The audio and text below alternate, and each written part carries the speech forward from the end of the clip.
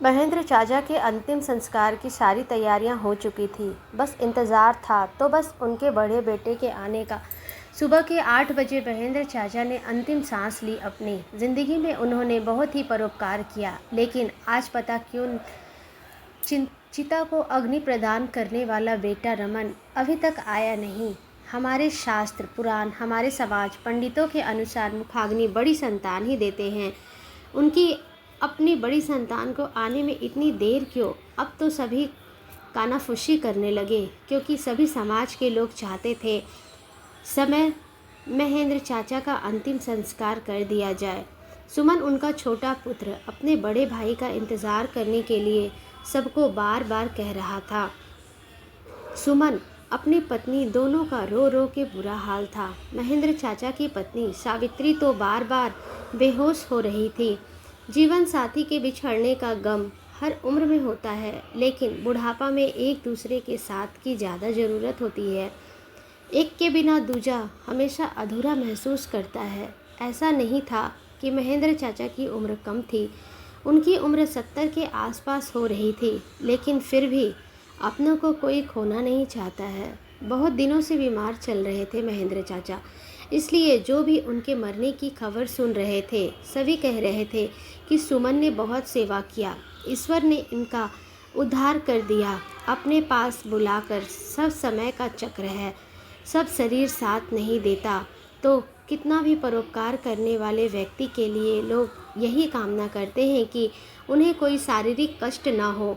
उससे बेहतर कि ईश्वर उन्हें अपने पास बुला ले। सभी आपस में यही सब बातें कर रहे थे। तभी पंडित जी और समाज के कुछ लोग कहने लगे, रात हो जाएगी, इतनी देर पार्थिव शरीर को रखना ठीक नहीं है।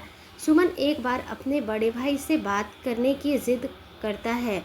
फ़ोन लगाते हुए अपने भाई रमन से जब बात करता है तो रमन कहते हैं कि कल सुबह मैं आता हूँ, तुम ही मुखाग्नि दे दो। फ़ोन स्पीकर पर था। सभी लोगों को उनकी बातें सुनकर आश्चर्य लग रही थी।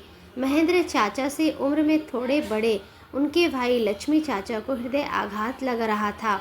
उन्होंने कलेजा पीटते हुए कहा कि हे राम, कैसा समय हो गया। जिस बड़े बेटे के लिए महेंद्र ने इतना किया, कैसे कैसे कर उसे पढ़ाया लिखाया, उसकी नौकरी लगवाया। इसके अलावा छोटे बेटे से कहीं अधिक प्यार दिया। बड़ी संतान होने की वजह से लक्ष्मी चाचा की आंखें आंसू से डबडबा गई। क्या रमन अपना फ़र्ज नहीं अदा करेगा?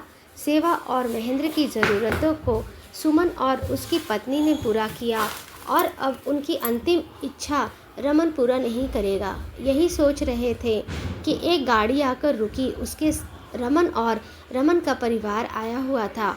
रमन जोर जोर से रोने लगा। बाबूजी, मैं आपके लिए कुछ भी नहीं कर पाया।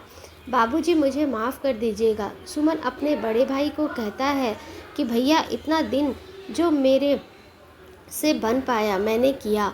हमारे समाज के हिसाब से बड़ी संतान होने का जो फ़र्ज़ है, मुखाग्नि देकर उनकी अंतिम इच्छा को पूरा कर अपना फ़र्ज़ अदा कीजिए, क्योंकि अब आपकी बारी है।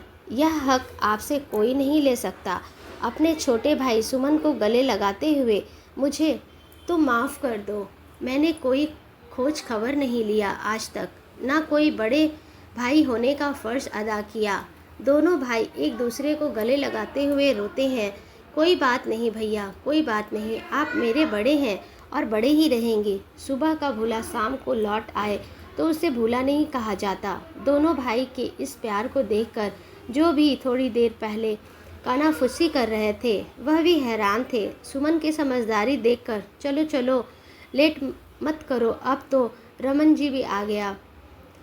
सारी तैयारी हो गई थी। रमन के मुखाग्नि देकर अपनी बड़ी संतान होने का फ़र्ज़ अदा किया।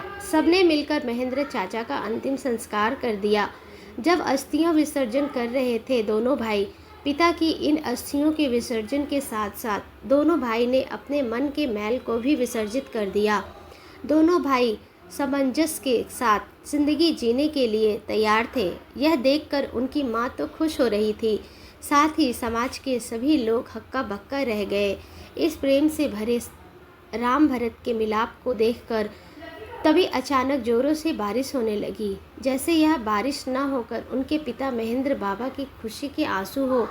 अपने दोनों पुत्र को इस तरह से जीते जी तो नहीं देख पाए, लेकिन मृत्यु उपरांत प्यार देखकर सच में लग रहा था उनकी आत्मा बंधन मुक्त हो गई है खुशी खुशी। धन्यवाद।